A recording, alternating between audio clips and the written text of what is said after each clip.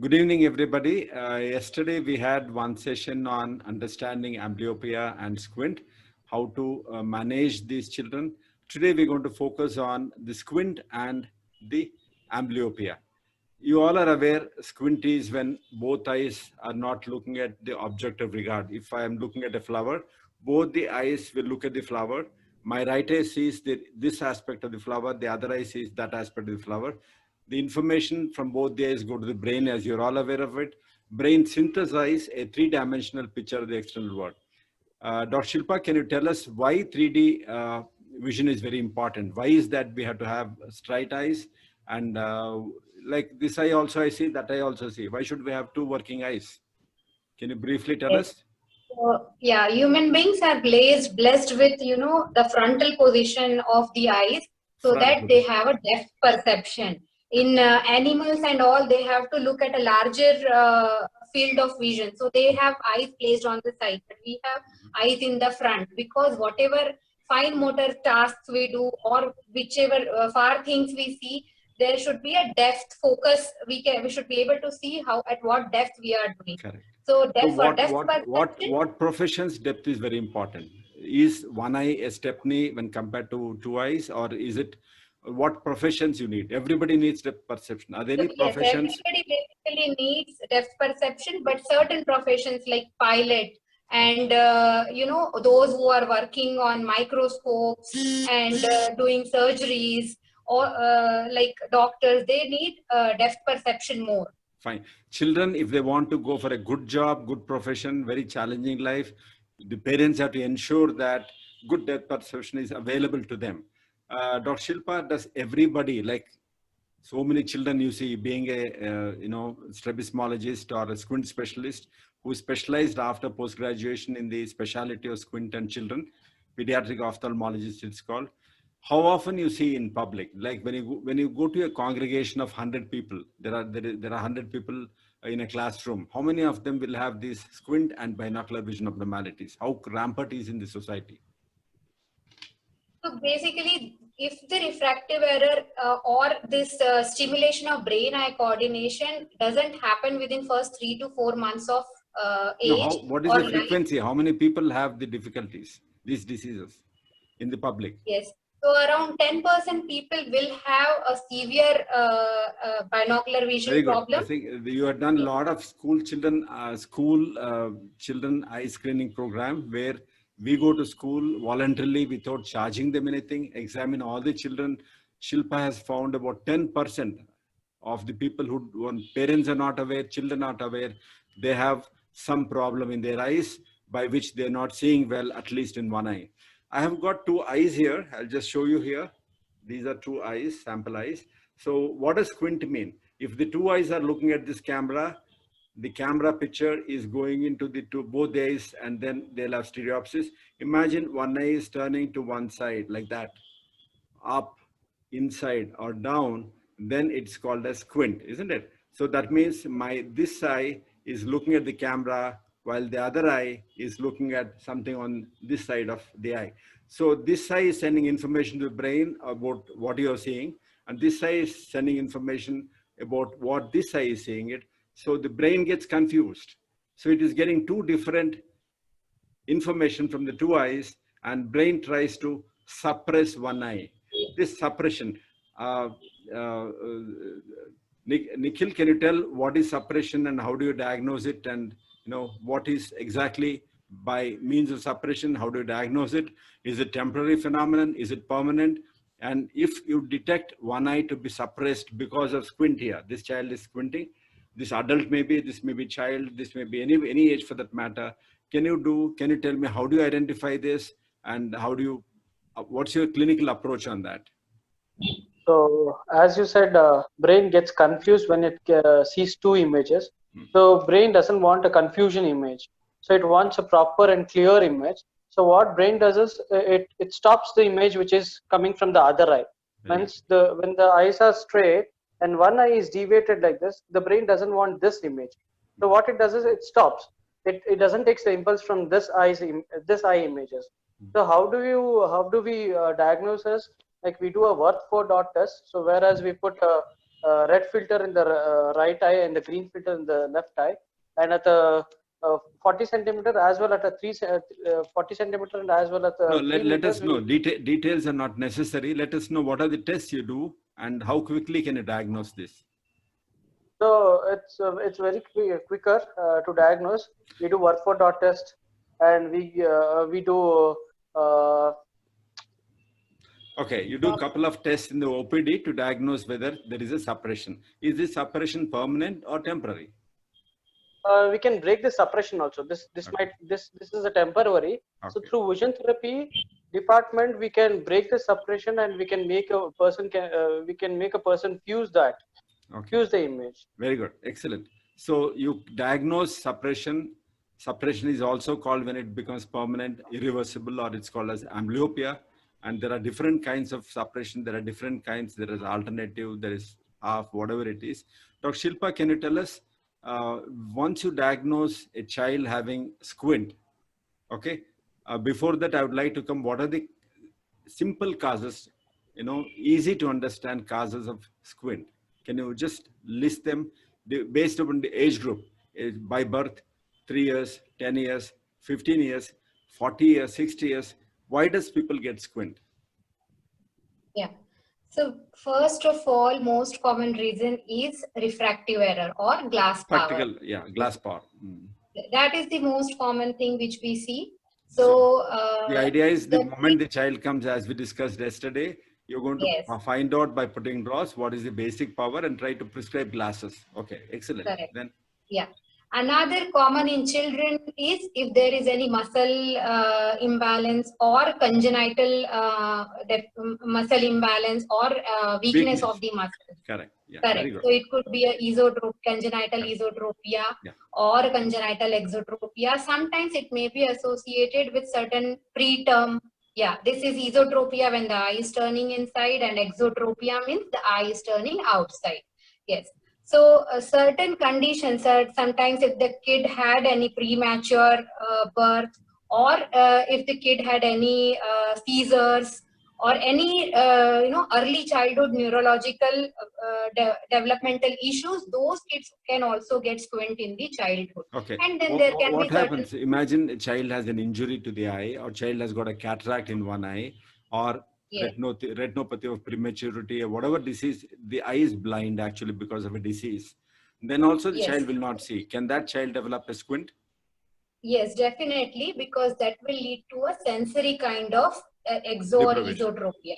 Fine. Yes. So what if an adult, many times I have seen a person who has got diabetes, high blood pressure, or some disease in the brain like a tumor or a mass, they also come with sudden double vision and sudden squint. BP, sugar or cholesterol, all these are do cause ischemic changes or reduced blood supply to the muscles or the brain, which can lead to paralysis of the nerves which supply the muscles of the eye. Yeah. And this can cause the acquired squint. Okay. Acquired means which is not present in birth. Okay. Yeah. The brain has so many nerves which control the whole body. For your information, half of the nerves are supplied to only the eye. Rest of the half of the nerves are supplied to the rest of the body. There are so many nerves. It's second nerve, third nerve, fourth nerve, fifth nerve, sixth nerve. They're all basically supplying the muscles of the eye. Eye is considered as the most precious organ as far as the human body is concerned. So any problem inside the head, as Dr. Shilpa narrated, and that can give rise to it's like this. There are a set of muscles. Okay, there are a set of muscles which are used to turn the eye in a particular direction. If one muscle is innervation is stopped, then you'll have a squint. So squint that comes in elderly age group, and they have to actually see an eye specialist as well as a physician to control the disease well. They'll have to have a series of workup to see if they have any brain or a bleed inside the head. So we'll forget about that. We'll come back to children. And Dr. Shilpa, can you just tell us, how do you advise, like parents are worried.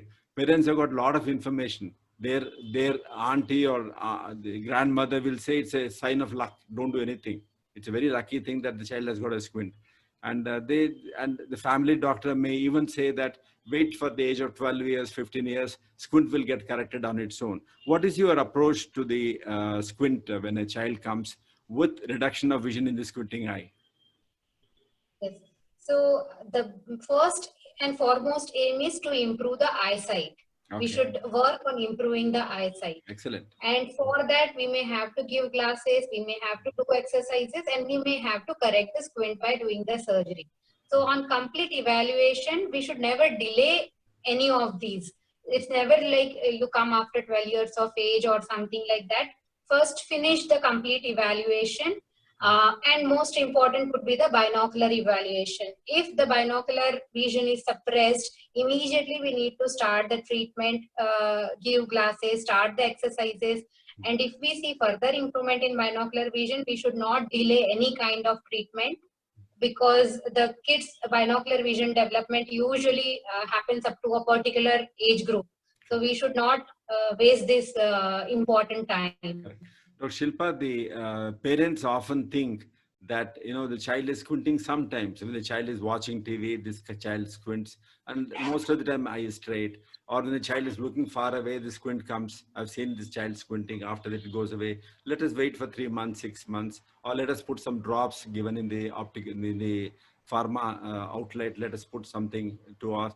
That's a tendency. Or sometimes child, you know, 3-month-old child itself will have squint. Sometimes squint starts at the age of when the child starts going to the school, it starts. Sometimes the squint comes when the child falls down from a bed, you know, falls down, then the squint appears. So what time the child has to be brought to the doctor? Is it, and which doctor? Does he have to go to a spectacle shop to show, or to an eye specialist, or like you, a pediatric specialist? Who is the best person to see the patient initially? And first is, when a squinting child, even if you have a doubt, like I don't know whether squint is there, sometimes I've seen in the photograph, the squint appears real life. So what do you advise to these children, these parents actually? So it should always be accompanied with an eye checkup by a qualified ophthalmologist. It may not be necessarily by a pediatric ophthalmologist in the first visit, and because many places might not have that facility, but please, all of the parents should get the kid checked by an ophthalmologist, at least get an eye checkup done, squint evaluation done, and if the facilities permit, for further treatment, if any further treatment is needed, Okay. and pediatric ophthalmologist is available, then they should take it. Excellent. Can you briefly tell us what is the modus of the treatment? What kind of treatment will you recommend? How many times you need to follow up? Child has a squint, mother and father are standing next to you, child is sitting, you examined and you diagnosed it as a squint, and you said you're going to put drops and then prescribe glasses to them. Child will wear the glasses, and what happens after that? So if I want to first visit, when I want to confirm whether the child is comfortable with the glasses, whether the child has been prescribed the correct prescription of glasses, and if there is any improvement in the squint and vision, first visit I always call within 6 to 8 weeks. Okay. And if I see further improvement, maybe in every 3 monthly follow-up, 3 to 4 monthly follow-up, till I hope improvement in the eyesight.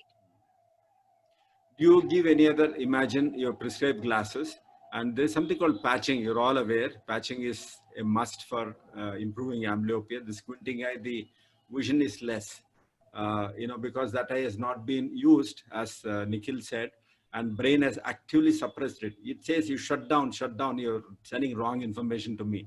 So brain shuts it down. Okay. Now they patch the good eye. That means if my right eye is a good eye, my left eye is the one squinting, I close this eye and then I put into use the eye which is defective. So that is called patching.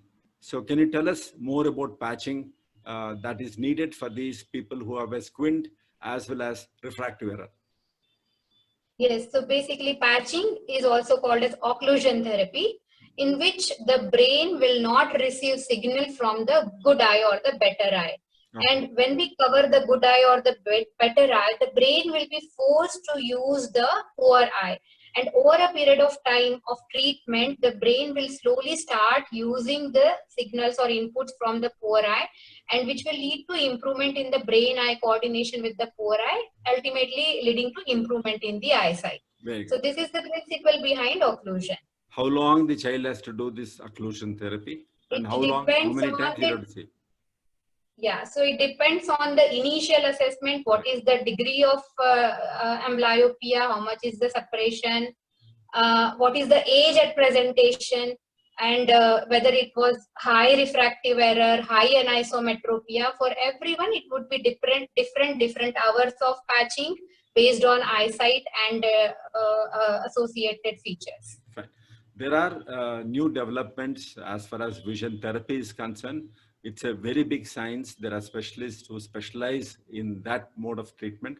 Vikas Mishra, fortunately, is one of them, and he's with us today. He is based in Ahmedabad, and he was with us at Kartik Netralaya for many years. And then now he has shifted to this thing. He runs his own center. And let me hear from Mr. Vikas as to what is his approach for a person who has got a squint and he has got a squinting eye suppressed. Okay. Nikhil looks after the department right now at Kartik Netralaya, but we let us listen to both the specialists in that field. Because I'll give you 2-3 clinical scenario. A child for the first time is brought to you, say at the age of 5 or 6 years, child is squinting, there is a power and you advise glasses and you are worried that if I close the good eye, then again you are disrupting the binocular vision. Okay, do you give any active exercises? And if the same person is not 6 years now, he comes at the age of 18 years, the same person is forgets about his treatment. Now at the age of 30 years, he realizes that his eye is bad and the other eye is good. And what is your approach for these 3 levels? One is 6 years, other is 15 years, similar presentation, other is 30 years. Vikas. Yes, sir. As Dr. Silpa told earlier, sir, the first treatment approach will be the refractive correction. Yes, of course. And now, since in vision therapy, refractive correction means prescription of glasses, and the child is made to wear glasses from morning till night continuously. Yes, yes. Here we in vision therapy or behavior optometry, sir, we try to optimize the glasses. We don't try to give full correction first. We try to balance between the both high powers so that some binocular summation can be increased. And now occlusion, yes, it depends on goal. So as we keep in mind that if we patch the good eye, so the binocularity will get disturbed. So we go for monocular, we say monocular fixation in binocular field. Using both eye but cheating with the brain. We use red-blue glasses, anaglyphic glasses, red-green glasses. We use our like VTS4 system. We use different liquid crystal glasses so that it is making blur. We say either dioptic therapy, you can say, or you can say biocular, using both eye, but one eye is seeing less. Still light stimulus is going on. And then this is the way we try to break down the suppression. The difference between a child and an adult will be only the cognitive load of the gaming, or cognitive load means how much they can understand that type of task we give to the child. An adult can understand more, so the task will be more cognition based, more difficult task for them. But the principle behind this remains the same for either child or the adult. Okay, you said the good eye vision you're going to reduce by fogging it or by giving special glasses to the child so that the vision is balanced between the two eyes. But if you do that, how will you correct the squint? Imagine the vision improves. See, as I said, my right eye is a good eye, left eye is a squinting eye. Squinting has got poor vision. I'm going to block the vision in the right eye so that vision comes down. Then I'll not be able to drive. I'll not be able to work on my system. And is it that is a full-time treatment like patching, or is it only part-time treatment? Only part-time, sir. Usually we don't give a full-time use. We use it only for either office-based 1 hour exercise or at home 1 hour exercise. Can you tell us more about office-based exercises and home-based exercises? How does it happen? Because today traveling is very difficult. Today there is COVID. Nobody wants to come to your clinic and spend a lot of time with it. So tell us about office-based treatment for squint with amblyopia and home-based treatment. Okay, we use different tools for anti-suppression activity for accommodation like flippers. So there are many small tools also available which we can give to patient, which we can explain to patient, and they can use at home after a good training. It is always not necessary to travel to the office. Fine. Nikhil, today is a day of smartphones. Everybody has smartphones, pads, and all those computers at home. And is there a way we can modify this? There are a lot of apps that are available. Can you tell us more about the apps that are available, which can be used by parents at home to treat people who have defective vision? In the Play Store, lots of apps are available, but you should know the way to use those apps. Correct. Like you can come to the experts who knows how to use that app, and they'll guide you through the app and what kind of glasses to be used. The color coding is more important in that app. Means randomly, if you choose an app and randomly with the instructions, if you go with those glasses, you will not be gaining anything. So if you come to the experts, we'll set the contrast, color, everything depending on which eye is amlope and which eye is good eye. So by doing that, you also can gain something. And if not like that, we have some what apps are like we have some in-office based therapies or home based therapies also, which you can use it at the laptop by sitting at home, which will be monitored by a vision therapist in the office. So if you people are like losing somewhere, we can call you or we can guide you through that. Because of this COVID, lots of home therapies are going on now, and it depends. Okay. Can you tell us more about the equipment that you have that you want to use? If the person is willing to come to your place, how many times they have to come to take the vision therapy, to improve the vision, and do they have to come every day? Or do they have to come, how many times totally they have to come to take the exercises? You have an equipment called VTS, which is like a stereo television, and it has got a stereo thing, and your right eye and left eye are looking at different objects at any point of time. And using a lot of gadgets, you're going to teach them. And can you tell us how exactly you operate VTS? So we have actually we have two categories. Means one is software-based therapy, one is manual-based therapy. So we don't just do it as a software-based therapy. We combine both of the things. Like manual also we do it, and software-based also we do it. In the software-based therapy, what you use a VTS, it's a very good application or a very good software which we use in our Karthik Netralaya to break the suppression. So we have different kinds of Okay. and Basically, you're manual-based breaking the suppression means you are suppression. releasing the suppression. You do not want the brain to suppress, so you're releasing it. Okay. Yes. How well it happens? How well it gets released? Is it on what basis it is? It depends on the depth of suppression. So it's very important to know the depth of suppression. The depth of suppression might be minimal or maximum. It depends on how the child cooperates also, how the child understands the game, or it's kind of game actually. It's not like we are working or we are giving some tough things to do. No, it's a kind of game. It's kind of reading materials through which they are supposed to use both the eye and read. So if they use both the eye, then we can break the suppression. It's such kind of thing. Because a patient with a large squint comes, and with the idea is that you give glasses for the squint to go away. The squint does not go away. Squint reduces, but it still remains. Because squint is there is still a suppression of the eye. Exercise is done for 1 hour, 2 hours. After that, they are with the world, and like suppression continues. Brain continues to suppress as long as you're squinting and with both the eyes open. Okay.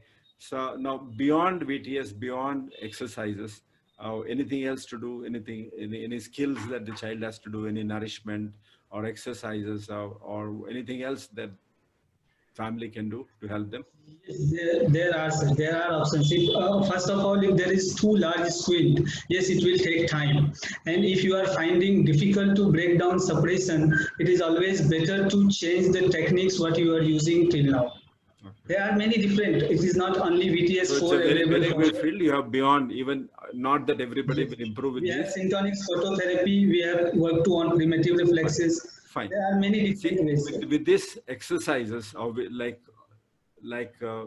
exercises to the eyes, is it possible to treat every squint that you see, or are there squints which are very stubborn and they don't get treated? Second, is it possible to treat every kind of amblyopia with just exercises? Imagine Shilpa is going to go away on a holiday for next 6 months. How are you going to manage? Okay. There is two things, sir. Yes, amblyopes can be well treated, every kind of amblyopes. If we never promise to the patient that you will get 6/6 vision by my treatment, but yes, we promise that you will get some extent of binocularity with the treatment. Okay.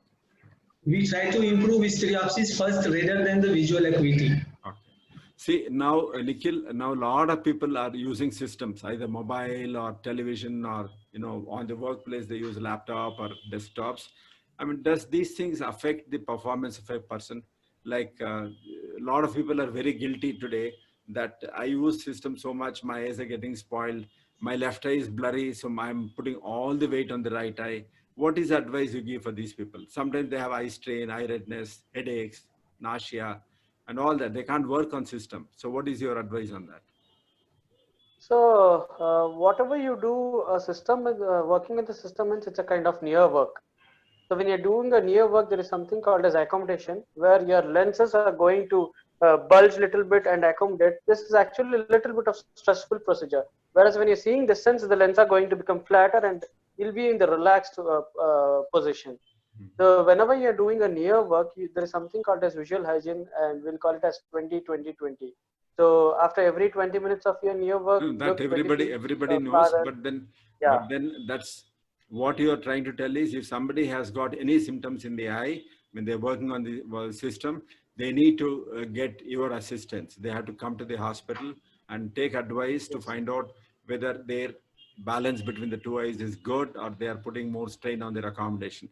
Now, Shilpa, see, the first priority is, as you said, prescription of glasses, then patching of the eye, which is you patch the whole day. Like earlier days, we used to patch every whole day. But what is the new concept of patching? And next time, I would appreciate if we can actually give a demonstration as to how to patch a child. And I'd like to see on the video how exactly you teach a child and parents to patch. Next video, we'll take that up. Yes, sir. So now the concept of patching has changed. Previously, it used to be whole day patching and 7 days, 6 days patching of one eye versus the 1 day patching of the good eye. Now it depends on the degree of amblyopia and how much is the eyesight at the presentation. So someone who has an eyesight of around 6-12, I mean 2 line difference with the normal eye, we usually patch for around 2 hours in a day, but that 2 hours should be continuous 2 hours. And people do advise near activities with patching. So like tracing, coloring, drawing, reading, writing, all those activities are to be done in those 2 hours with the glasses, and the eye has to be patched and not the glass. So that is ideal because kids might pick from the side and they might see. And as the eyesight becomes poorer, we should increase the hours of patching. Like someone who has a 6/24 vision, we should increase the patching to 3 hours or 4 hours, and so on. So the poorer the vision, more hours of patching are needed. But most of the studies now, amblyopia treatment study, they guide patching from 2 to 6 hours. Okay. That's a very good this thing. You have to patch the eye and not the spectacles. Many people, they just paint with something or put a cellophane tape and reduce it. So there's very good input from you. What happens like if the squint is not going away, you've done all these exercises, the suppression or amblyopia is improving to a certain extent. It's improved to 30%, 40%. There is 1 or 2 lines difference between the two eyes. Would you recommend the surgery to the children and the parents? At what point of time you would recommend children surgery for these children to straighten the eyes? Yeah, if the eyesight and stereopsis both are improving, then we can go ahead with it. But if the degree of squint is still there, then we should go ahead with the squint surgery, and it should not be delayed. It's better to go ahead with the surgery as early as possible. Good. So depending upon esotropia, yeah. And in esotropia, we do it. Can an adult be operated because of he doesn't like this squint? He's not bothered about vision. He wants eye to be straight. So 30 years, 80 years, 60 years, can you operate on them? Will they get any vision benefit? For squint? Okay. They can be operated. Any age can be operated, even if they have not undergone squint surgery in the childhood because of misconceptions. They can come and we can go ahead with surgery at any age. Okay, very good. We had a very good meeting. I would like to take one word from you before concluding. And the summary of it is squint can happen and the squint and loss of vision can be there in as high as 10% of the population in children. So a routine checkup of all children, even if the eyes are looking healthy at the age of 3 years, we must get every child examined by an eye specialist, number one. Number two, the squint, if it is there, has to be treated then and there. Don't wait even if it's intermittent squint. Sometimes it's there, sometimes not. Even if you suspect something, get a consultation. So in India, consultation fees are very low when compared to anywhere in the earth. You must see an eye specialist and get the clarification. Number three, whatever the doctor and the optometrist advises you, they're all specialists in the field. You have to follow that. Patching, exercises. If they say this is the only one occasion, if you don't spend time on your child now, after 10 years, it may be impossible to reverse, get back the vision. So it's one opportunity. If the doctor says, many times we feel that we have advised, parents have come here, we advise something, they don't come for follow-ups. They say, I was busy, mother was busy, she is going for all this is, nothing is important when compared to your child's welfare, because to face the challenges of tomorrow's world, you need to have good vision in both eyes. Today, we are all talking about VR. We are trying to use both eyes. There are a lot of gadgets that are coming with VR capabilities where you need a good stereopsis. Having good vision is absolutely essential, not only in today's life, but it's even more essential in tomorrow. And squint can be operated any point of time. It can be functional or it can be cosmetic. So, or it can be both cosmetic and functional as it happens in a child. But when a child is advised surgery, you'll have to go through it. But then after the surgery is not the end point. Nikhil, can you tell us after the surgery, what are the follow-ups that are needed? Nikhil, okay. Vikas, you blocked your, okay. After the surgery, is it the end of the road, or they still have to come to an optometrist?